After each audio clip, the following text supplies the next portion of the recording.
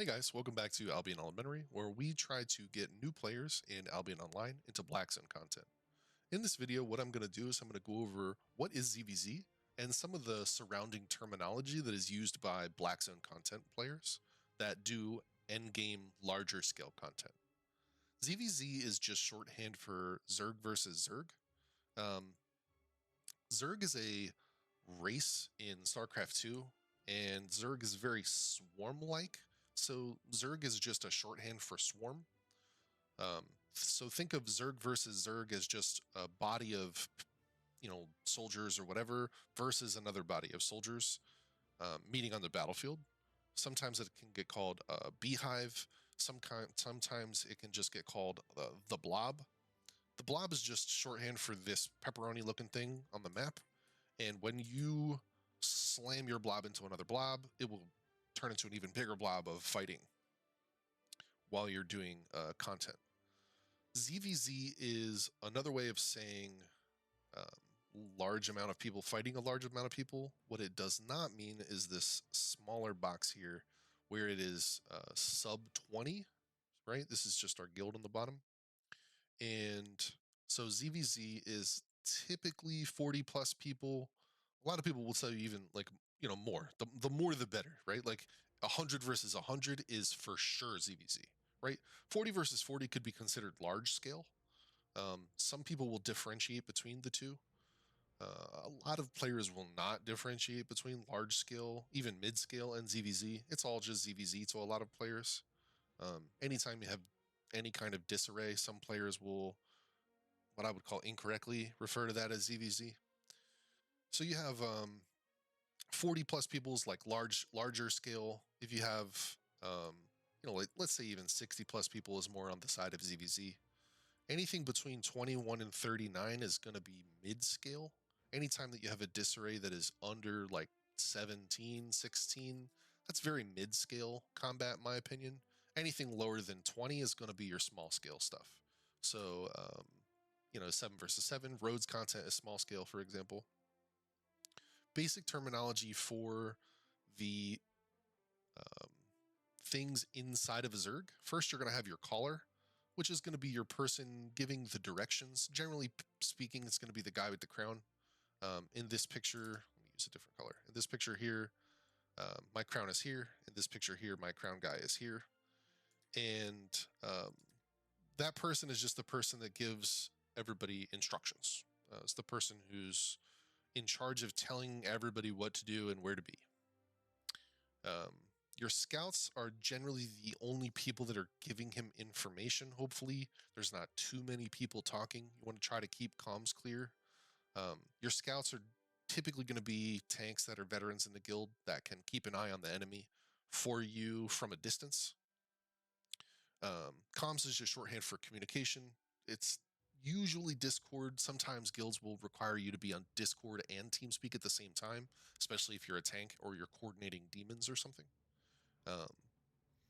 Your disarray, which is the thing that you're trying to talk about when you're giving communications, is going to be the number of players that the enemy has versus the number of players that you have. So, for example, if the enemy group has 39 people, they're going to be disarray 17. And if you have 46 people, you're going to be disarray 20. What that means is you're going to be dealing 3% less damage to them unless you're homestick, in which case you add 20% right off the rip, so it'll be 23% less damage. You never want to be homesick while doing ZvZ combat. Don't get disarray confused with outlaw. Outlaw just means that you were in combat recently, and it will mean that you can't R back or go into a town, just like you cannot R back with disarray. But once you get out of zone, you can R back with disarray. Outlaw is a ticking timer, on the other hand, from being in combat.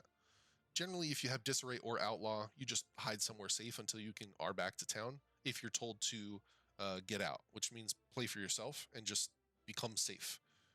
Get out is usually something you don't want to hear when you're out doing ZvZ. Food and OC is something that is said at the beginning of combat.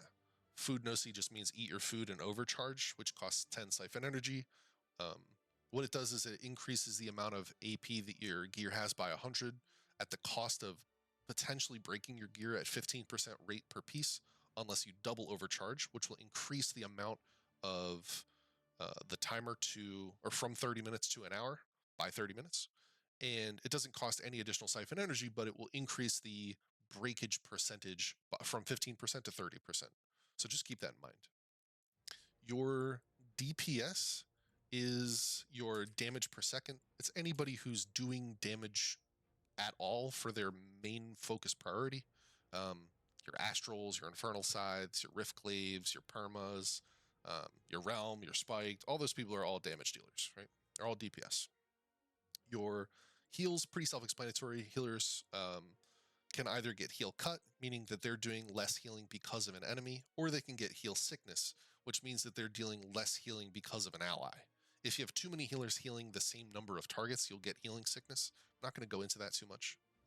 Reset just means reset your cooldowns, cycle your cooldowns, means use your royal jackets or your assassin hoods, whatever you have.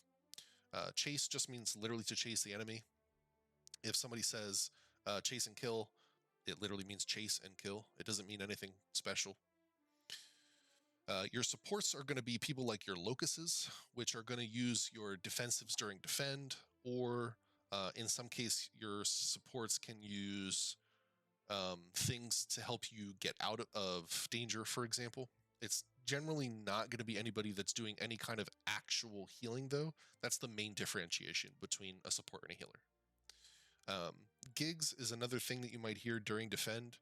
Gig is just short for Gigantify, which is the potion that everybody expects you to use, basically, unless you have some like weird reason for not using it, in which case you're not watching this video probably, if you know what I'm talking about.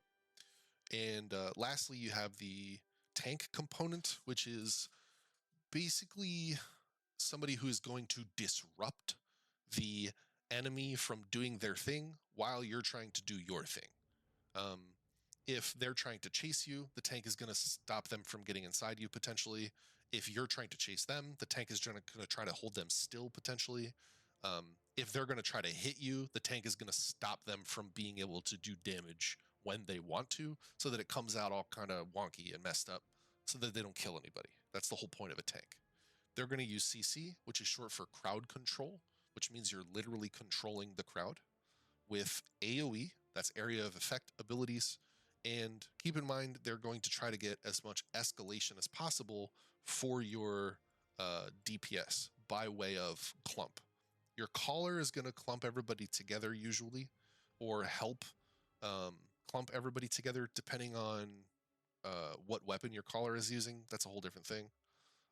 Escalation for AoE escalation just means that you're hitting more than one target. If you're hitting one target, you don't get a damage increase, but as you can see, the increase goes up by 8% all the way until 8 people at 56% and so on, capped at 56% for anything above 8 for the amount of damage that you're dealing. So if your tank pulls a whole bunch of people together, and let's say it's 8 people, you're going to get a 56% damage bonus when they do. Whatever you do, don't bop anybody in the clump. That will probably get you yelled at. Bop is another word for push. So when somebody says bop that tank out of us, they really just mean push the tank away from everybody else so that they can't do the thing that they want to do, which is stop you. Clap, brawl, kite, and soak are all terms that are dependent on the type of comp or composition that your opponent in the blob is running. Clap just means that they have a set of DPS that wants to hit all at the same time to kill a group of stuff, typically. Brawl means they want to live inside you, so they want to get their group of people into your group of people and just actively deal damage all the time. These things are not mutually exclusive. They're all brawl comps that will clap. Brawl clap comps will get inside you, deal damage, and then hit all at the same time using their E. Not to be confused with a kite comp, which does almost the exact opposite of brawl. Kiting means that you're trying to keep the enemy at like arm's length. Imagine if like you're boxing, you want to be just outside of reach where they can hit you, but when you lean in to hit, you're still within arm's reach for yourself in order to deal your own damage. And then you just bop and push everything back out of you and rekite as normal. Soak is a totally tertiary term to those things, meaning that when you do get hit, you're defending the damage like as your sole purpose. So You're not trying to necessarily stay at arm's length. You just want to eat the damage, so to speak. The last thing I'm going to talk about here for terminology, guys, is just the difference between outposts, terries, and castles. Outposts are a single platform um, content with a chest symbol that spawn on a rotating timer, typically fought over by smaller groups than castles or territories, but not always.